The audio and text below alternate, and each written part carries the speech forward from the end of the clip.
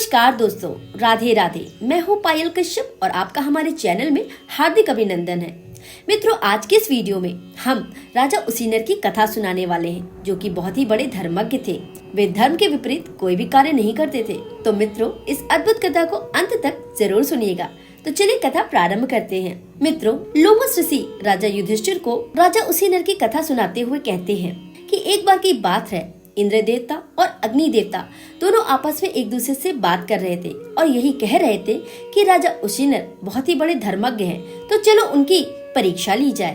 तो उनकी परीक्षा लेने के लिए वे राजा उसीनर की यज्ञशाला में गए। वहाँ इंद्र देवता बाज का रूप धारण करके गए और अग्नि देवता कबूतर का रूप धारण करके गए। कबूतर रूप धारण करके वे घबराए हुए से राजा उसीनर की गोदी पर जा बैठे और बाज भी उनका पीछा करते हुए राजा उसीनर के पास जा पहुँचा और कहने लगा, राजन, आप मुझे यह कबूतर सौंप दीजिए, मैं इसका भोजन करना चाहता हूँ। परंतु राजा इतने बड़े धर्मज्ञ थे कि उन्होंने कबूतर को देने से मना कर दिया, क्योंकि राजा जानते थे कि शरण में आए हुए, घबराए हुए और डरे हुए व्यक्ति की रक्षा करना मेरा परम धर्म है। इसलिए हे बाज, मैं तुम्हें यह कबूतर नहीं दे सकता।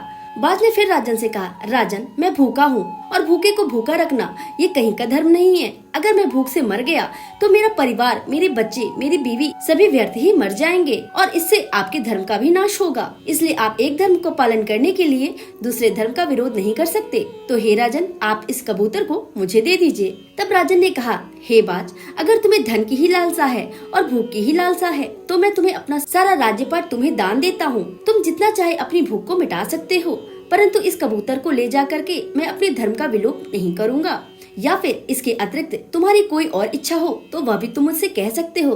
तब बाज ने कहा, हे राजन, यदि तुम इस कबूतर के भार के बराबर अपना मांस तोड़कर मुझे दोगे तब मेरी तृप्ति हो जाएगी। राजा उसीनर यह सब सुनकर बहुत प्रसन्न हुए और खुशी खुशी बाज को अपना मांस काटकर तौलने के लिए तैयार हो गए। फिर इसके बाद तराजू लाया गया।